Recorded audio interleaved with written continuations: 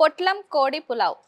నేను పొట్లం అంటే ఏదన్నా పొట్లం ఏసి ఇస్తారేమో, పొట్లంలో ఇట్లా కట్టిస్తారు కావచ్చు అనుకున్నా. కాకపోతే ఆమ్లెట్ తోటి పొట్లం. డిఫరెంట్ ఉంది గదా!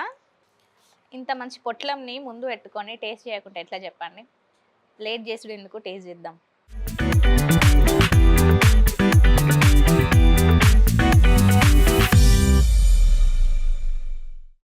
సూపర్ అంటే సూపర్. అస్సలు అన్ని రైస్ నా ముందే చేశారు. కానీ దానికి దీనికి చాలా అంటే చాలా డిఫరెన్స్ ఉంది.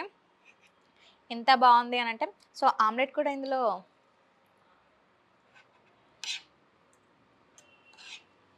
అసలు పొట్లం అంటేనే ఆమ్లెట్ కదా! ఆమ్లెట్ తినకుంటే ఎలా? అందుకే ఆమ్లెట్ విత్ రైస్.